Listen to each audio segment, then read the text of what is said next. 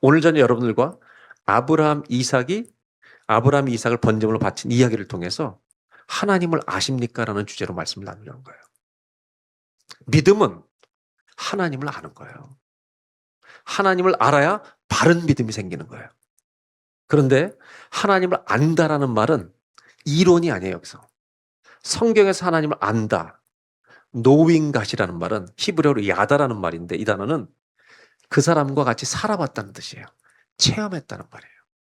여기 남자분들 많지 않지만 남자분들만 한번 살짝 결혼한 사람만 손 들어봐요. 결혼한 사람만. 네. 결혼한 사람만 대답해봐요. 아내가 무서워요, 귀여워요? 무서워요, 귀여워요? 그러니까 무서워지고 있다는 것은 이론은 아니었는데 살아보니까 어떻다? 무서워지고 있다. 이거는 지금 이론이에요, 체험이에요? 이런 걸 체험이라 그러는 거예요. 살아보니까 나도 그래요. 아내가 막 소리 칠 때가 더 무서워요? 말 안 할 때가 더 무서워요? 나 똑같아. 그래서 아내한테 말 좀 하라고 그래, 자꾸. 이게 살아간 체험을 통해서 오는 결과라는 거죠. 하나님이 원하시는 건 뭐냐? 제가 두 군데 성경을 얘기하면 첫째는 예레미야 9장 23절 24절에 이런 말씀이 있어요. 너희 중에 힘센 사람이 있냐? 힘 자랑하지 마라. 똑똑한 사람이 있냐? 똑똑한 거 자랑하지 마라. 돈 많은 사람이 있냐? 돈 자랑하지 마라. 자랑하는 자는 이것으로 자랑할지니 나 여호와를 아는 것을 자랑하라. 하나님을 아는 것을 자랑하는 게 신앙인 거예요. 사도 바울은 가장 많은 시간을 투자했던 에베소 교회 성도들 위해서 에베소에 기도할 때 1장에 제일 먼저 했던 기도 중에 하나가 뭔지 아세요? 이 교회 성도들이 하나님을 알게 해주시고 이렇게 됐어요. 오늘 하나님을 알아간 아브라함을 좀 나누려고 하는 거예요. 하나님은 아브라함이 하나님을 알고 체험하는 여정을 이 모리아산 여정을 통해서 그에게 제공하신 거예요. 그중에 첫 번째가 뭐냐면 이런 내용이죠. 오늘 읽은 본문인데 1절 2절에 네 아들을 어디로 데려오래요? 모리아산으로 데려오라는 거예요. 그리고 거기서 아들을 뭘로 바치래요? 제물로 바치라는 거예요. 여기서 이상한 점이 하나 있죠. 하나님은 제일 싫어하시는 것이 인신제사예요. 이방 종교는 이 당시에 고대 근동에는 기원전 2000년 그쪽 BC 2000년 그때는 이방 종교는 사람을 제물로 바치는 종교들이 아주 많았어요. 기독교는 절대 금지였어요. 그런데 이상하게 하나님은 사람을 바치는 제물을 요구하시는 것 자체가 지금까지 나타난 하나님과 달라요. 이게 의아한 점이에요.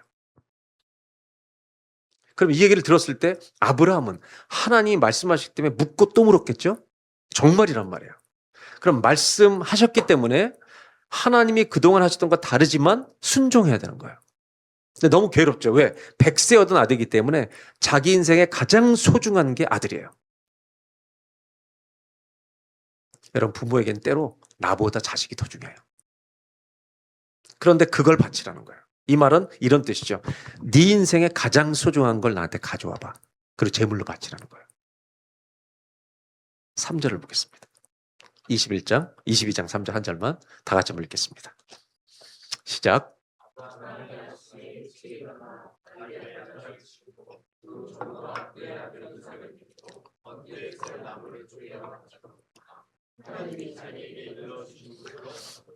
아브라함이 언제 떠났다고 나와요? 여러분 하나님을 알고 체험하는 길에 들어가려면 첫 번째 이걸 해야 돼요. 뭐냐면 즉시 순종해야 돼요. 주님이 말씀하시면 어떻게 순종하자고요? 즉시 순종해야 돼요. 민그적거리지 마라. 전문용어로 유보하지 말라는 거예요. 하나님 주신 말씀이 왔어요. 왔을 때는 할까 말까 고민하는 시간은 불순종해야 돼. 이미 답은 정해져 있기 때문에. 밤새도록 기도했을지 몰라요. 아브라함은 미루지 않고 아침 일찍 짐을 싸서 바로 떠나는 거예요. 그때 주님은 여러분 은혜의 문을 열어주기 시작하는 거예요. 아멘. 즉시 순종하길 바라요. 제가 목회하다 이런 경험이 있어요. 개척해서 한 5년 정도 될 텐데 정말 피곤하게 뛰었어요. 새벽부터 밤까지. 저는 제 사무실에 야전 침대를 놓고 살았어요. 새벽에 가면 집에 들어가진 않았어요. 정말 피곤하면 사무실에 야전 침대 놓고 잤어요. 그러고 있는데 한 5년쯤인데 밴쿠버에서 한 10시간, 밴프에 있는 캘거리에 있는 목사님이 침례교 목사님인데 연락이 왔어요. 자기네 침례교 교단에 회의가 UBC 대학에서 있는데 목사님 그 동네 가니까 밥 한번 먹자. 그래서 목요일 날 아침에 밥을 먹기로 하고 저희가 그 당시에 있었던 교회에서 그 대학 UBC 대학까지는 한 30분 이상 가야 되는 거예요. 저희 집에서는 40분을 가야 돼요. 그래서 기쁘게 만나자고 약속을 했어요. 그리고 UBC 대학 내 무슨 컨퍼런스 때 건물 안에서 그 교단 총회는 열리는 거예요. 제가 수요일 날 밤늦게까지 예배드리고 사역을 또 신방까지 하고 집에 들어갔는데 너무 피곤한 거예요. 그래서 목요일날 새벽 기도 끝나고 거기까지 가니까 끔찍해. 그래서 제가 새벽 기도 때 기도를 하기. 그래서 수요일날 밤에 그 목사님에게 전화를 하기 시작했어요. 연결해서 전화했는데 전화를 안 받아요. 회의 때문이지. 그래서 새벽 기도 가가지고 목요일 아침에 기도를 하기 시작했어요. 하나님, 몸이 너무 피곤한데 주님은 전능하시니까 이 목사님이 전화를 안 받습니다. 연결을 시켜줘서 오늘 약속을 취소하면 좋겠습니다. 제가 너무 피곤합니다. 그래서 아침에 새벽 기도 여기 바닥에 무릎 꿇고 기도하고 있었어요. 주님 답을 달라고. 전화번호가 연결되게 해달라고. 또 영어권 목사까지 같이 왔어요. 근데 기도하는 중에 하나님 어떤 마음을 주냐면 이런 마음을 주세요. 왜 약속은 네가 하고 취소는 내가 하려니? 주님 이런 마음을 딱 주시는 거예요. 그럼 뭐라는지 아세요? 약속은 가급적 지켜라.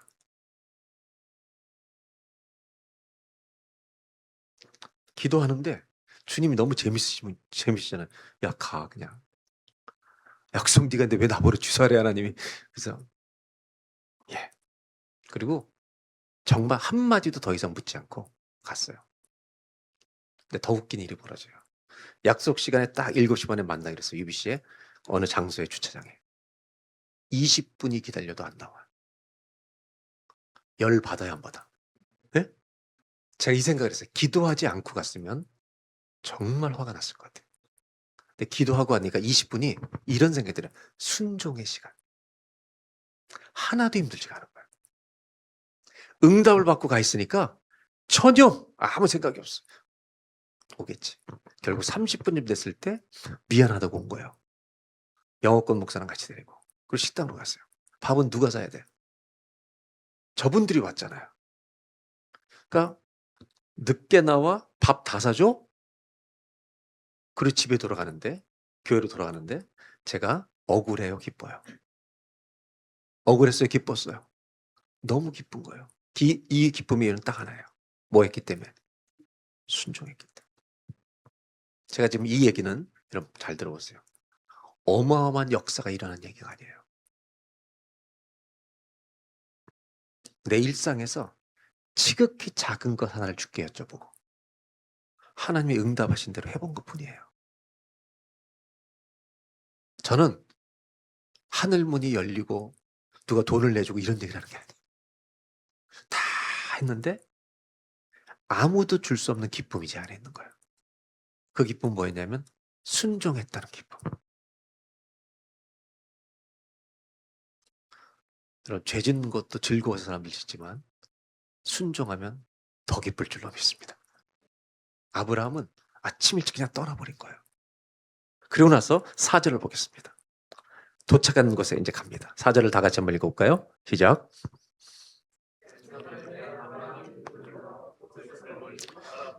제 3일이란 말은 이제 3일째 도착했다는 말이죠. 그러니까 아브라함의 집에서부터 모리아교까지 며칠 걸렸어요?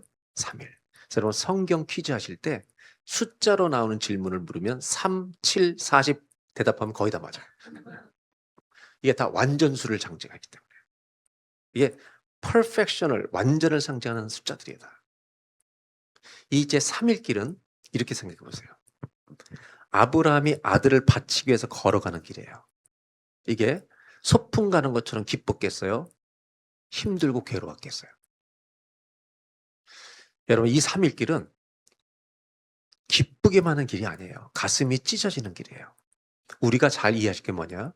하나님께 순종하며 가는 이 여정은 모든 것이 즐겁고 기쁜 것만이 아니에요. 내 가슴이 힘들 때가 있는 거예요. 근데 성경이 말하는 바가 뭐냐? 그래도 가야 한다는 거예요.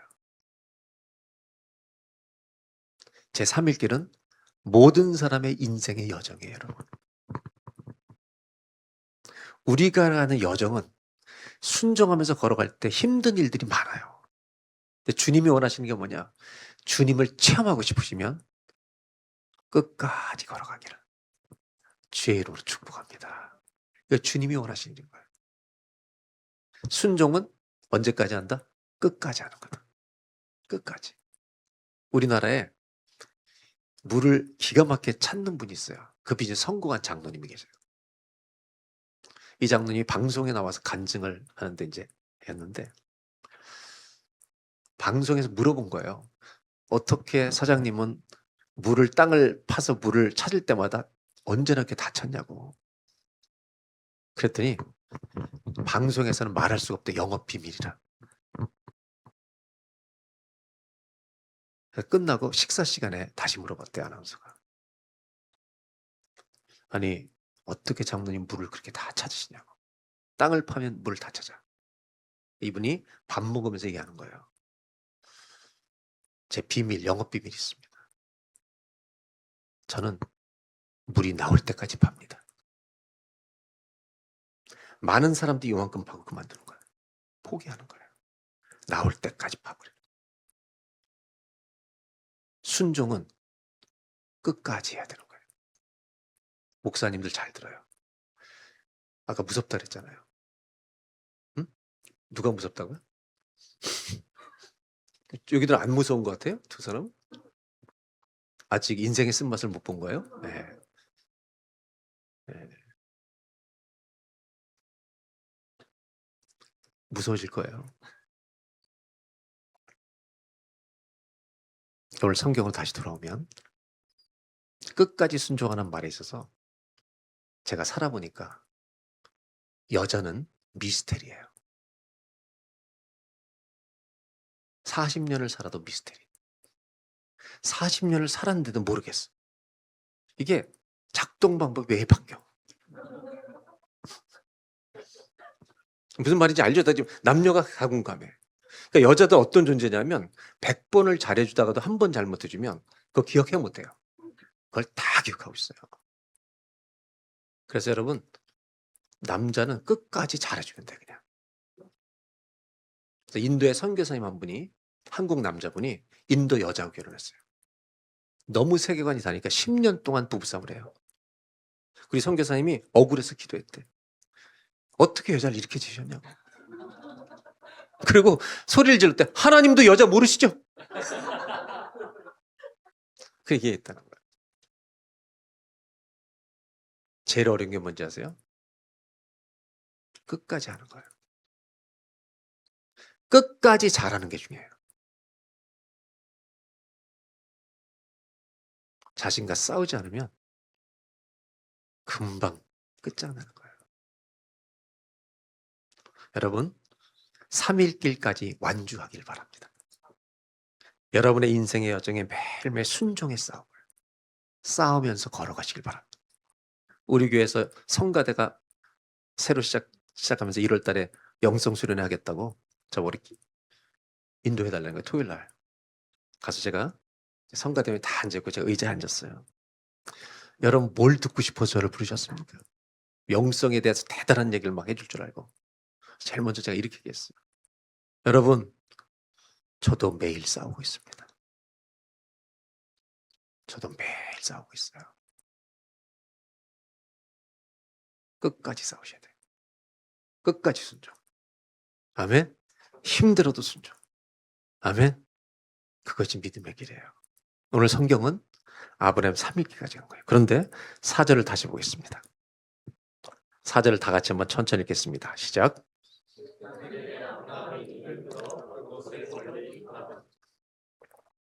지금 장면 이런 겁니다. 여러분들 이제 감정을 좀 이해하셔야 돼요. 아브라함이 여기 갈 때까지 너무너무 힘든 길을 걸어갔는데 도착해서 저 모래산 꼭대기를 바라보는 겁니다. 여기서 꼭대기를 바라보면 저기 올라가면 누가 죽어요? 아들이 죽는 거예요. 바라본지라 여기서 저 산을 보면 저 산 꼭대기는 내 아들이 죽임을 당하는 곳이에요. 거기서 아브라함은 초입에 도착한 다음에 종들에게 다 놔두고 여기 있으라고 나귀를 두고 아들만 데리고 올라갑니다. 궁금하잖아요? 종들이 나무를 져줘도 되잖아요. 그렇죠? 짐을 져줘도 고마운데 종들을 다 놔두고 아들 이삭이 나무를 지게 하고 아들만 데리고 올라가요. 왜 그렇게 했을까요? 수많은 추측이 있어요. 그 중에 하나가 이 정상적인 해석 중에 하나가 뭐냐면 아브라함이 죽일 때 종들이 말릴까 봐 안 데리고 왔다라는 해석이 제일 많아요. 근데 영적인 또 중요한 해석 중에 하나는 이런 겁니다. 사람은 언제 자기 믿음의 실체가 드러나냐면 혼자 있을 때예요. 무슨 말이냐면 같이 모였을 땐 다 믿음이 있는 것 같아요. 근데 내 믿음의 실체는 혼자 있는 시간에 뭘 하느냐? 그게 내 믿음의 실상이에요. 아브라함은 사람들이 보는 앞에서 만용을 부리고 싶지 않았어요. 하나님 앞에 1대1로 내 아들을 아무도 없는 곳에 드리고 싶은 거예요. 올라갑니다. 올라갔는데 거기다 이제 눕혀요. 눕히고 칼로 쳐서 이제 죽이는 장면이 나와야 돼요. 이때 성경은 뭐라고 얘기하는지 한번 보겠습니다. 한 절만 보겠습니다. 10절. 다 같이 시작. 네, 이거는 사실 그냥 한 구절로 쉽게 언어로 표현됐지만 아브라함은 절대 하고 싶지 않은 일이었어요.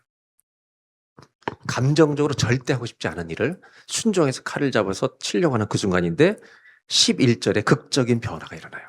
11절을 다 같이 읽겠습니다. 시작.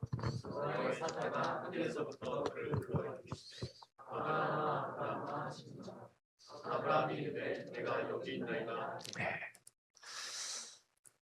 이런 거예요, 여러분. 아브라함은 아주 혼자 아무도 보이지 않는 곳에 주님께 순종하고 싶었던 거예요. 그리고 순종을 딱 하는 자리에 막바지에 딱 섰을 때 죽이려고 하는 순간에 우리 하나님은 끝까지 기다리셨다가 여러분 잘 기도해봐요 여러분들. 하나님은 응답을 미리 줄 때가 아주 드물게 있어요. 근데 언제 주로 주냐? 아슬아슬하게 망하기 직전에 응답을 주시는 거예요. 우리 주님이 라스트 미닛을 되게 즐기시는 분이에요. 딱 죽이려는 순간에 사자를 통해서 아브라함아가 놀라는 거예요. 그럼 하시는 말씀이 아브라함 내가 여기 있나이다 한지라. 그랬더니 12절에 이렇게 말씀하세요. 다 같이 한번 읽겠습니다.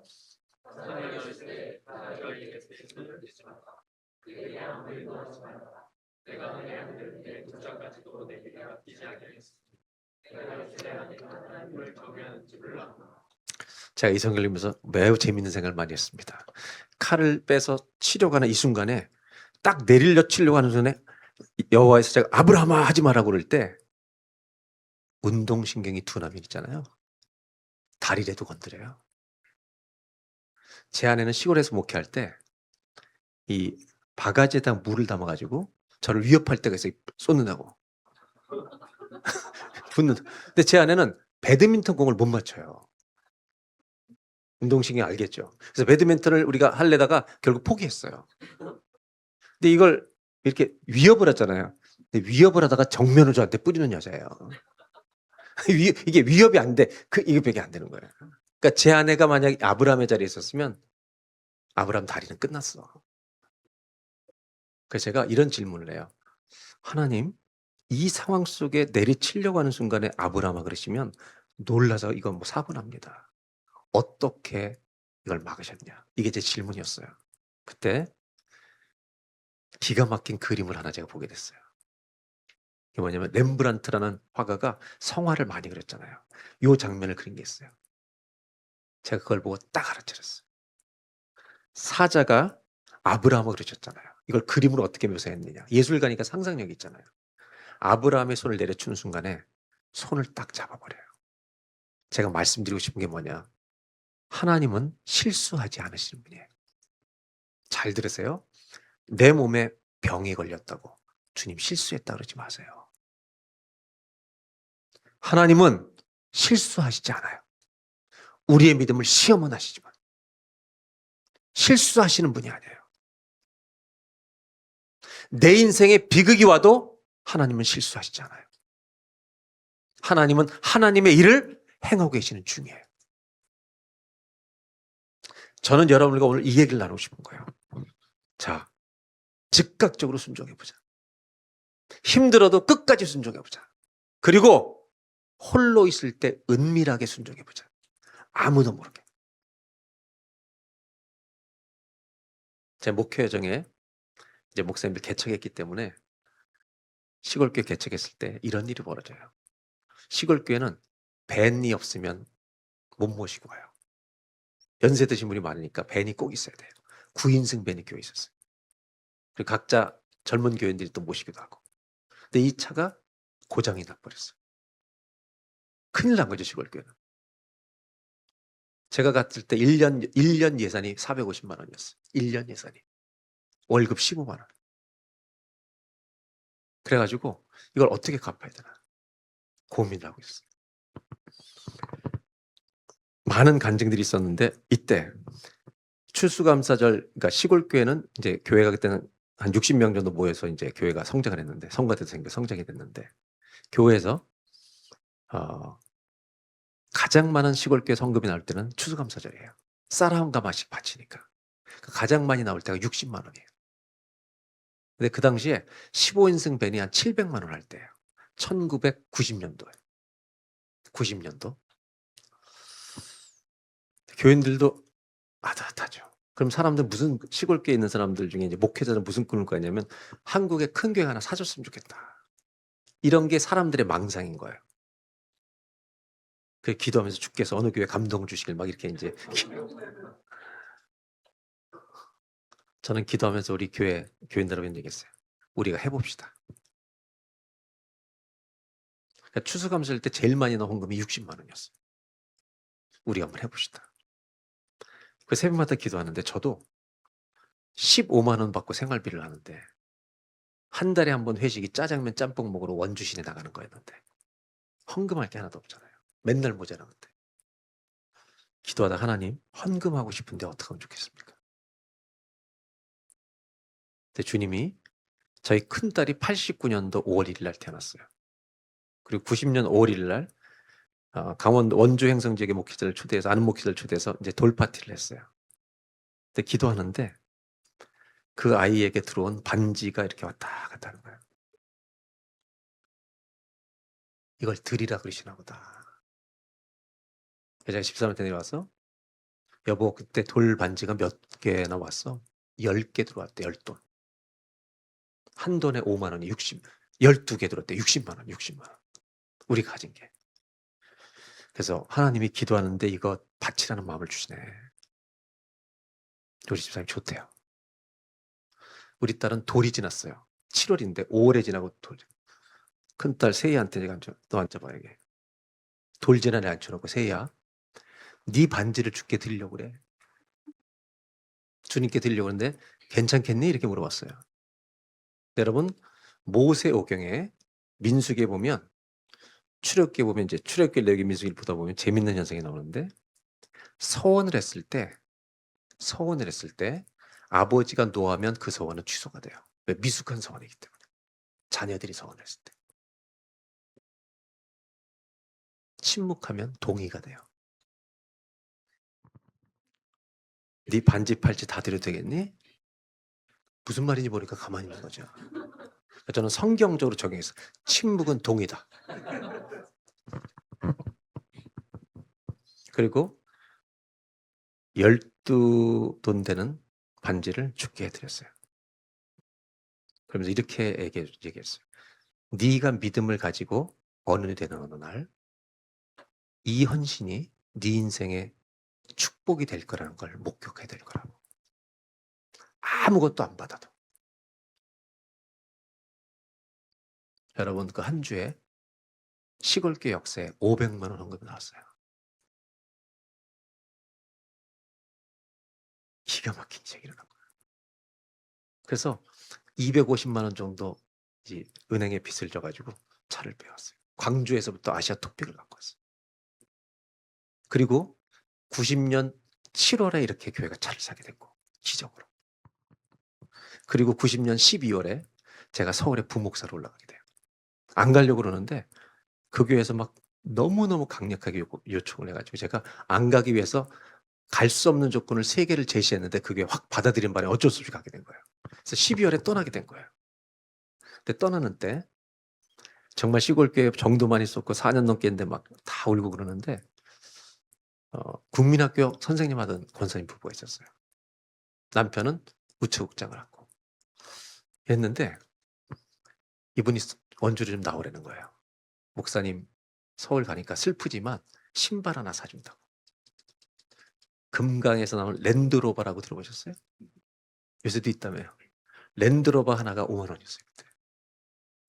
너무 안타깝지만 그래도 신방하시니까 랜드로버 하나를 딱 사주는 거예요. 사주시고 사모님 거라고 제 아내 거라고 이렇게 포장된 거 선물을 주셨어요. 가지고 집에 들어와서 집사람을 줬어요. 집사람이 같이 나가 집사람이 이제 방에서 이걸 열었어요. 우리 집사람이 저를 막 크게 소리 지르는 거예요. 뭐라고?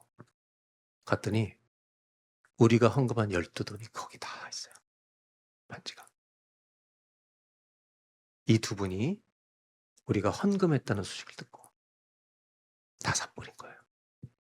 그리고 우리 아이 둘째 돌에 이걸 다 주기로 마음먹고.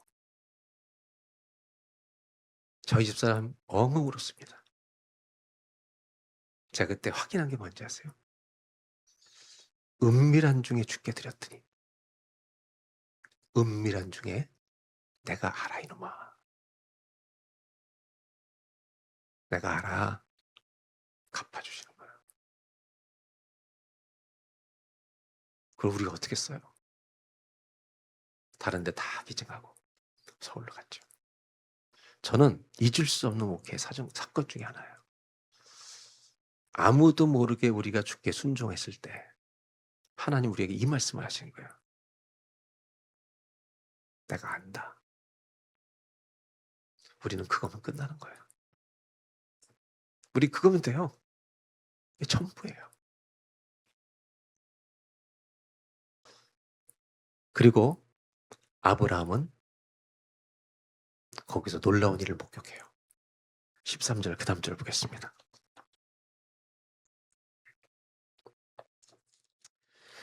13절 한 절만 다 같이 읽겠습니다. 시작.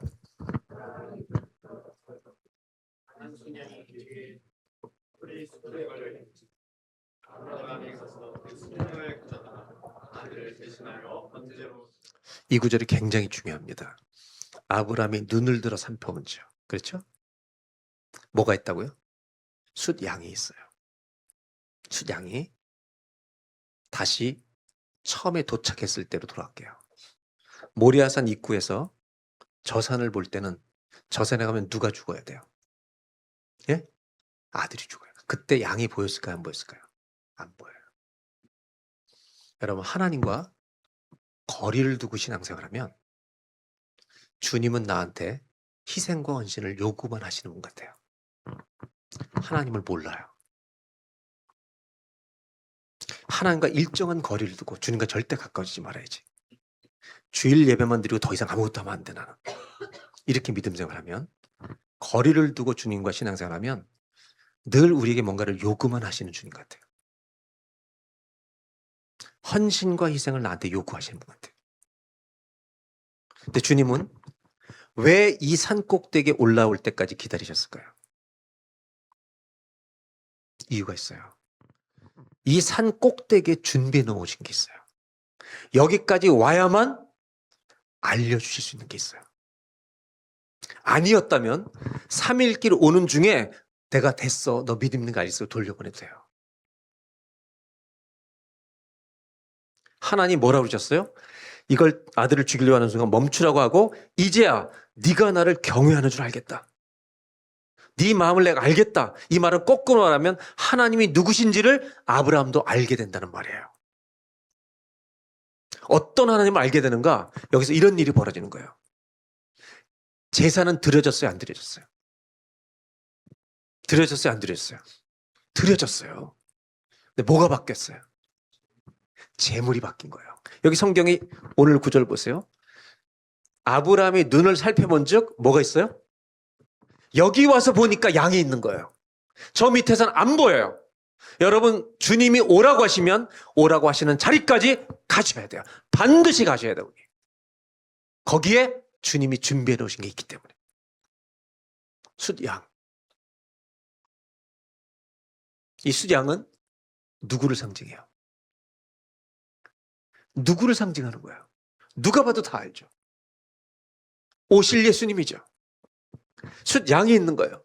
그래서 걸려있는지라 아브라함이 가서 숫양을 가져다가 누구를 대신하여? 네 아들 치우라는 거예요.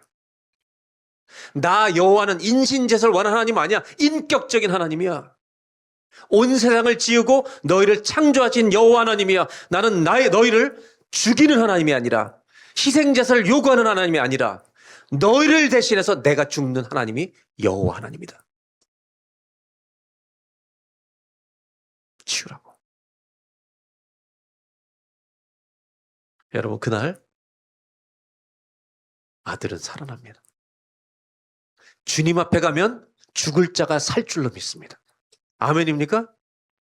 아브라함에게 이삭을 왜 죽이려고 했을까요? 여기에 또 하나의 신비가 감춰 있죠. 왜 이삭이 죽어요? 이게 성경 전체 신학이에요, 여러분. 신학이 여기 담겨 있는 거예요. 우리는 의로우신 한 표에 서는 순간 죽게 된 걸 금방 알아요. 좀 쉽게 설명해 볼게요. 하나님은 의로우시잖아요. 의로우시기 때문에 반드시 죄를 심판하셔야 돼요. 하나님은 사랑이시기 때문에 우리를 구원하실 수 있어요. 그래서 하나님의 의로움이 역사하고 하나님의 사랑이 같이 역사한 정확한 자리가 십자가예요.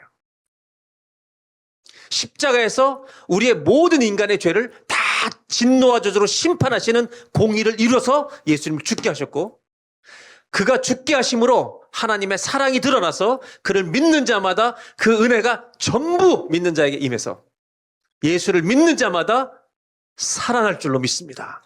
이 공의와 사랑이 정확히 만난 곳이 십자가예요.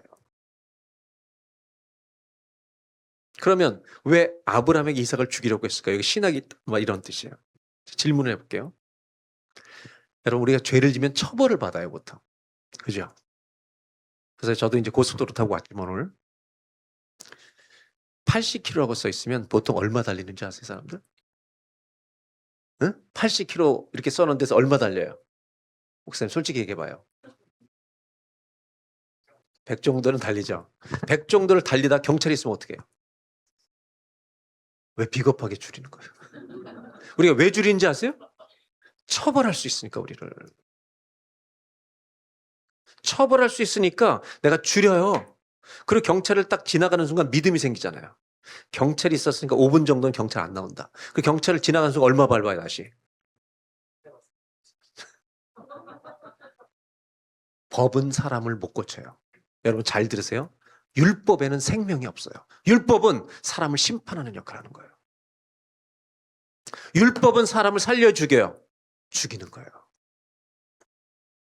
그래서 스피드 티켓을 걸리면 우리가 돈을 내야 돼. 벌금을 내야 돼. 안 걸리면 그건 다행이에요.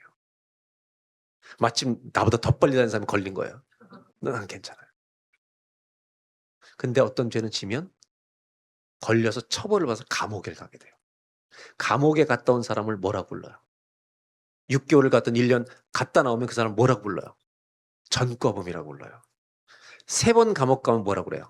전과? 3범. 이렇게 얘기해요. 전과 3범. 맞죠? 그럼 이제 얘기해 볼게요. 우리가 살면서 하나님 앞에 전과 몇 범인 거예요? 생각해 보셨어요, 여러분? 하나님 앞에 전과 몇 범이에요, 우리가 도대체? 적을 수가 있겠냐고요. 이게 인간의 상태인 거예요, 여러분. 세상의 법은 피할 수 있어요. 안 들키는 것도 있어요. 근데 하나님은 우리가 저지른 모든 죄를 다 알고 계시는 거예요. 전과 몇 범이란 숫자를 셀 수가 없는 게 우리 인간이에요. 이게 인간의 실존인 거예요. 인간의 실존은 하나님 앞에 어떤 상태냐? 죽어 마땅한 자가 우리의 자리인 거예요. 사람이 한 번 죽는 건 정한 이치요? 피할 수가 없어요. 이 죽음은 죄 때문에 오는 거죠. 아브라함, 이삭을 바쳤다는 것은 여러분 인간이 누워야 될 자리는 하나님 앞에 죽음이에요. 소망이 없어요. 오늘 성경은 뭐냐? 여기에 복음이 있는 거죠. 그 복음은 뭐냐? 너희들 멀리서 하나님 거리 두고 신앙생활하지 마. 주님께 가까이 와봐. 주님께 가까이 와보면 어떤 일이 벌어지냐면 희생을 요구하신 하나님이 아니라 우리가 죽을 자리에 자기 몸을 내어주심으로 우리를 살리시는 게 우리 하나님이신 줄로 믿습니다. 이거를 믿는 자리에 우리가 가게 되는 것이 신앙생활이죠. 결국 하나님을 아는 것의 클라이막스는 우리를 위해서 죽으신 예수 그리스도를 아는 것이, 우리가 주님을 아는 것이 정상점이라는 거예요. 할렐루야. 오늘 모리아 산에서 최고의 예배를 누가 드렸냐면 아브라함과 이삭이 드린 거예요. 왜? 우리를 살려주셨다. 아멘. 이것이 우리가 드려야 될 매주의 감격스러운 예배인 거죠. 저는 은혜의 강, 이름이 은혜의 강은 뭐라 그랬죠? 멈추지 않습니다. 그 은혜 예수 그리스도의 피가 흘러간다면 잊지 마시길 바라요. 아멘. 역사에는 두 개의 강이 흘러요. 역사 속엔 두 개의 강이 흐르고 있어요. 하나는 우리가 저지른 죄의 강이에요. 또 하나의 강이 뭔지 아세요? 우리의 죄의 강을 칭칭 둘러싸고 있는 은혜의 강이 흐르고 있어요. 아무리 생각해도 교회 이름이 좋아요. 은혜가 죄를 이긴다는 것이 복음이에요. 아멘. 부탁해요, 여러분. 거리를 두고 신앙생활하면 하나님이 희생을 요구하신 분 같지만 오라고 하는 자리까지 가보면 이런 하나님 만나요. 내가 죽을 자리에 비켜. 그리고 나를 위해 죽어주신 주님. 그 주님을 아는 교회가 되시기를 주의 이름으로 축복합니다. 기도하겠습니다. 하나님, 모리아산 입구에는 산 꼭대기만 보일 뿐입니다. 주님이 예배해 놓으신 게 보이지 않습니다. 교회를 다니는데 도대체 하나님이 우리에게 어떤 놀라운 일을 행하셨는지 그 감격을 모르는 채 교회를 다니면 얼마나 지루하고 힘들고 의무가 되는 길입니까? 희생만 요구하시는 하나님, 그런 하나님 앞에 얼마나 지치기 쉽겠습니까? 주님은 모리아산 꼭대기까지 올라오라 하십니다. 보여주실 게 있기 때문입니다. 네 아들 치워라. 나 여호와 하나님은 너희들의 죽음을 요구하는 하나님이 아니라 너희를 위해 내 목숨을 내어놓는 하나님이다. 하나님을 아는 것이 무엇입니까, 주님? 이 사랑을 알아야 주님을 아는 것이 아니겠습니까? 이 사랑을 알아야 신앙생활을 끝까지 그 은혜에 기대어 달려갈 수 있지 않겠습니까? 오늘 은혜강교회 예배가 십자가의 은혜에 안기는 예배가 되게 하여 주옵소서. 잊지 않는, 은혜를 잊지 않는 교회가 되게 하여 주시옵소서. 그래서 매주 드리는 예배가 살아있는, 하나님께 영광 올려드리는, 주님은 찬송을 받으시기에 합당하십니다, 박수 쳐드리는 감격스러운 예배가 되게 하여 주시옵소서. 우리 모든 성도님들 이번 한 주간 동안 살아갈 때 어느 곳에 있든지 주님 말씀하실 때 즉시 순종하게 하여 주시고 그 말씀이 이루어질 때까지 끝까지 순종하게 하여 주시고 힘들어도 끝까지 순종의 길을 가게 하여 주시고 그리고 주님 간절히 기도합나니 보는 사람이 아무도 없을 때 제가 혼자 있는 시간이 주님께 순종하는 시간을 드리기를 소원합니다. 하나님. 그런 그리스도인이 되고 싶습니다. 하나님. 얼마나 주님이 그런 사람을 보고 기뻐하시겠습니까? 우리들의 삶이 변화되는 역사가 예배를 통해 임하게 하여 주시옵소서. 수많은 근심과 염려와 유혹들이 많이 있지만 하나님의 은혜가 넉넉히 이길 줄로 믿습니다. 그 은혜가 실현되고 체험되는 이번 한 주간 되게 하여 주옵소서. 혼자 있는 시간에 승리하는 성도들 다 되게 하여 주옵소서. 우리 위해 자신의 목숨을 기꺼이 내어주신 우리의 소망 되신 우리 구주 예수 그리스도의 이름으로 기도합니다.